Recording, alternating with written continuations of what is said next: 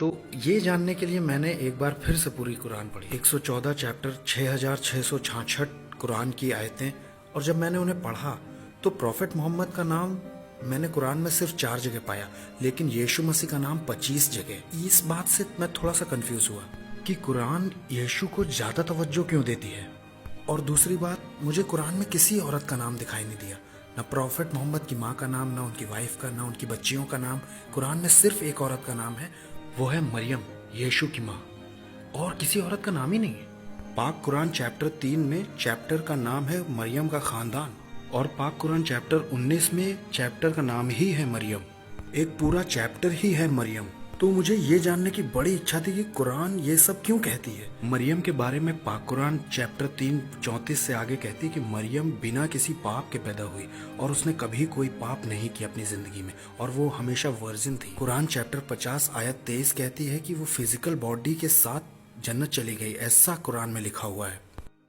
और फिर यीशु के बारे में चैप्टर 3:45 से 55 आयतों में वहाँ 10 पॉइंट्स हैं जो यीशु के बारे में कुरान कहती है।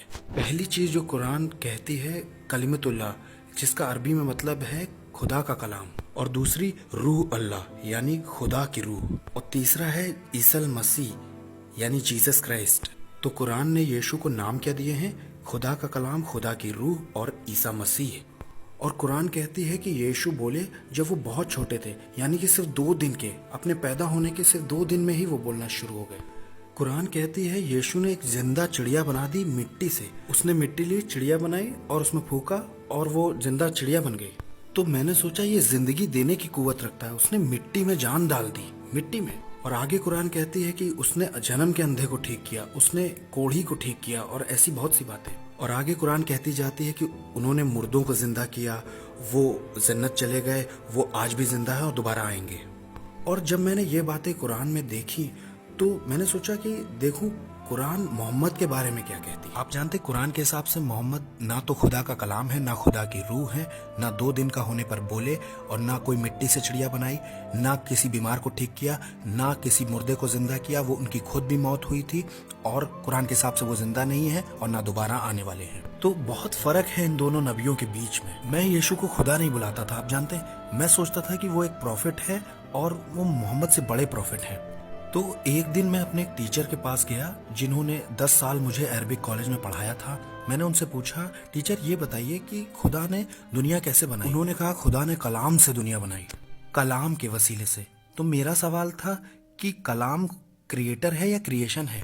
समझिएगा इसे, कलाम क्रिएटर है या क्रिएशन है? कुरान कहती है यीशु खुदा का कलाम है। अगर मेरे टीचर कहते हैं खुदा का कलाम क्रिएटर है तो इसका मतलब यीशु क्रिएटर हैं। तब तो मुस्लिम्स को क्रिश्चियन हो जाना चाहिए। मान लीजिए अगर वो कहते हैं कि खुदा का कलाम क्रिएशन है तो वो फंस जाएंगे। जानते क्यों?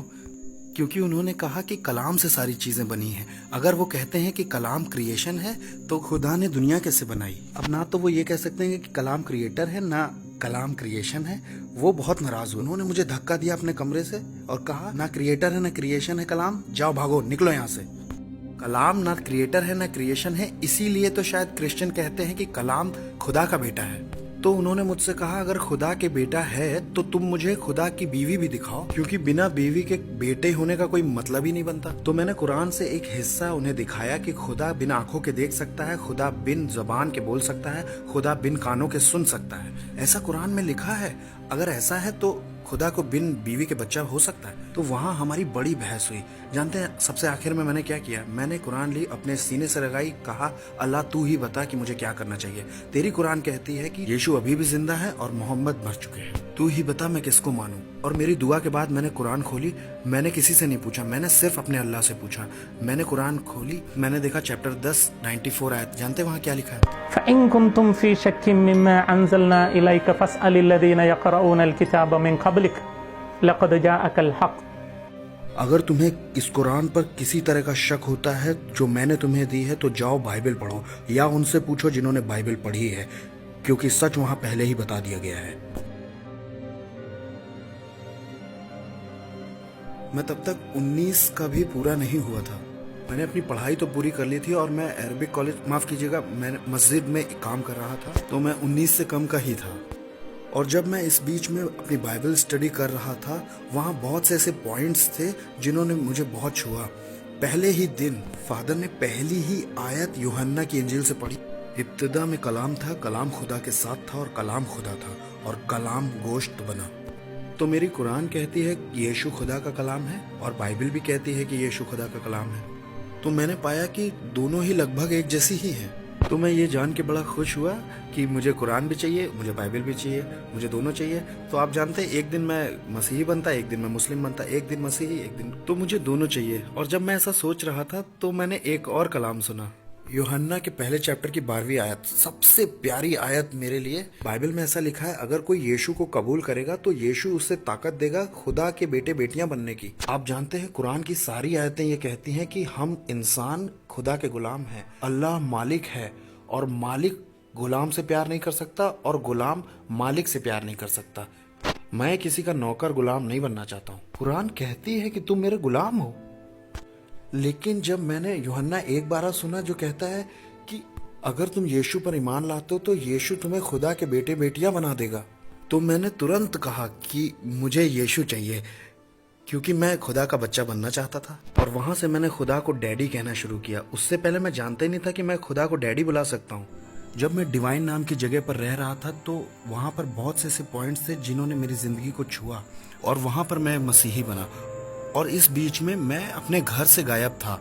मेरे घर वालों ने सोचा कि मैं मस्जिद में होऊंगा और मस्जिद वालों ने सोचा कि मैं घर में होऊंगा। लेकिन जब उन दोनों की आपस में बातें हुई तो वो समझ गए कि ना तो मैं मस्जिद में हूँ ना मैं घर पे हूँ। तो उन्होंने मुझे हर जगह ढूंढा। फिर उन्होंने कई जगह अखबारों में इश्तेहार दे दिया, टेलीविजन पर और कई जगह, और आखिरकार उन्होंने मुझे पाया कैथलिक रिट्रीट सेंटर में और मेरे वालिद वहाँ आ गए। वो बड़ा खौफनाक था क्योंकि उन्होंने मुझे बहुत बुरी तरह से मारा पीटा था। मेरी नाक से खून बह रहा था और मैं बेहोश हो गया था और वो मुझे वहाँ से उठा के घर ले गए। मैं नहीं जानता कि किस तरह से वो ले गए, लेकिन वो वहाँ से उठा ले गए थे क्योंकि मैं तो बेहोश था। जब मुझे होश आया तो मैं एक छोटे से कमरे में था और वहाँ मुझ पे कोई कपड़े नहीं थे। मैं पूरी तरह से नंगा था।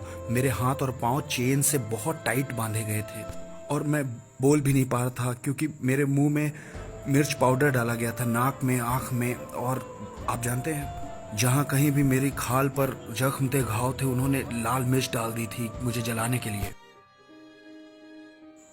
और भी उन्होंने बहुत कुछ किया क्योंकि ये कुरान में लगभग 18 जगह दिया है कि आपको एक नॉन बिलीव, कुछ जगह ये भी दिया है कि उसे मार दो जो इस्लाम छोड़ता है। तो मेरे वालिद कुरान के कानून का हुक्म मान रहे थे। वो और भी कुछ करना चाह रहे थे। उन्होंने कई दिन तक मुझे खाना नहीं दिया, पानी नहीं दिया। मैं पूरी तरह से सूख गया था और मैंने अपने फटे हुए होंठ से थोड़ा सा खून चाटने की कोशिश की गले को गीला करने के लिए। तब मेरा भाई आया और उसने मेरे मुंह के अंदर पेशाब कर दिया। उसने कहा, यही तुम्हारी सजा है मसीह में ईमान लाने के लिए। और कई दिन के बाद मेरा पेट खाना और पानी ना मिलने से पूरी तरह से खराब हो चुका था। मेरा जिस्म पूरी तरह से कमजोर हो गया था और मैं बिल्कुल हड्डी की तरह हो गया और आखिर में मेरी याददाश्त भी पूरी तरह से चली गई। मैं कुछ सोच भी नहीं सकता था क्योंकि खाना पानी नहीं था। मैं बिल्कुल मरे हुए आदमी जैसा था। मैं नहीं जानता कितने दिन, शायद 20 दिन मैं उस कमरे में था। एक दिन मेरे वालिद वहाँ आए उस कमरे में और उन्होंने मेरी चेन खोल दी और मैं उस समय उठा हुआ नहीं था। उन्होंने मेरी गर्दन दबाई बहुत कस के, ये जानने के लिए कि मेरे शरीर में जान है कि नहीं। तो जब उन्होंने मेरी गर्दन दबाई मैं सांस नहीं ले पाया और मैं उनके हाथ में एक बड़ी चाकू देख सकता था। उन्होंने मुझसे कहा कि ये तुम्हारा आखिरी समय है, तुम्हारे लिए कोई उम्मीद नहीं। उन्होंने कहा, अगर तुम्हें अल्लाह चाहिए तो मैं तुम्हें जीने दूंगा, अगर तुम्हें यीशु चाहिए तो मैं तुम्हें मार दूंगा। मैं बताऊं, आप जानते हैं, जब मैं अपनी माँ की कोख में था तो सबने कहा ये मर जाएगा, लेकिन वो मुझसे प्यार करते थे इतना कि मेरे लिए दुआ कर रहे थे कि मुझे ज़िंदगी मिले। लेकिन अब वो मुझे मारना चाहते हैं, तो मैं नहीं जानता। और मैं अपने वालिद को अच्छी तरह से जानता हूँ, वो मुझे मार देंगे। तो जब मैं ये समझ गया कि ये मेरी मौत का आखिरी लम्हा है तो मैंने सोचा कि यीशु भी तो मर गए लेकिन दोबारा जिंदा हुए। अगर मैं यीशु पे यकीन करता हूँ, मरता हूँ, तो मैं भी जिंदगी पा सकता हूँ। आप जानते, एक तरह की खुशी थी कि यीशु में मरना अच्छा है। जब मैंने ऐसा फैसला लिया तो एक तरह की रोशनी मेरे माथे पर लगी, जैसे चांद की रोशनी कुछ मेरे सिर में लगा और एक तरह का बिजली का झटका जैसा मुझे लगा और कुछ मेरे अंदर इतनी ताकत आ गई। आप जानते, कहीं से मेरे शरीर के अंदर इतनी जान आ गई कि मैं खुद को कंट्रोल नहीं कर पा रहा था। इतनी ताकत थी मेरे हड्डियों में। मैंने अपने वालिद का हाथ नीचे खींचा और जोर से चिल्लाया, यीशु। और जब मैं चिल्लाया तो वो जमीन पर गिर पड़े, और जब वो गिरे तो उनके हाथ में जो चाकू था वो उनके छाती पे लगा और एक बड़ा जख्म हो गया, और वहां से बहुत खून निकलने लगा, और एक तरह का झाग उनके मुंह से निकलने लगा, और वो बहुत तेज चिल्लाए, और सब एक तरह के शौक में थे। मेरा भाई हो, माँ और बहनें, उनको नहीं मालूम था क्या हो रहा है। उन्होंने सोचा मेरे बाप मर गए हैं। सब उन्हें उठा करके हॉस्पिटल की तरफ भागे, और जब वो जा रहे थे तो उन्होंने बाहर से मेरा रूम लॉक करना भूल गए। और मेरे अंदर जो ताकत थी मैं आपको बता नहीं सकता हूँ, क्योंकि मैं तो बिल्कुल हड्डी की तरह हो गया था। कोई खाना नहीं, बहुत दिन से, 20 दिन से ज्यादा हड्डी तो हो गया था, लेकिन बहुत एनर्जी थी।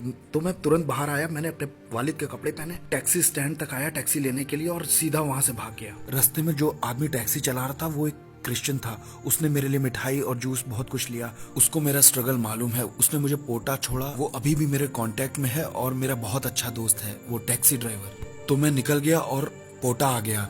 उस दिन मैंने सचमुच में जाना कि मेरा यीशु आज भी जिंदा है। जब मैंने उसे अपनी जरूरत के लिए पुकारा, उसने मुझे बचाया। इसका मतलब है कि वो यहाँ भी है।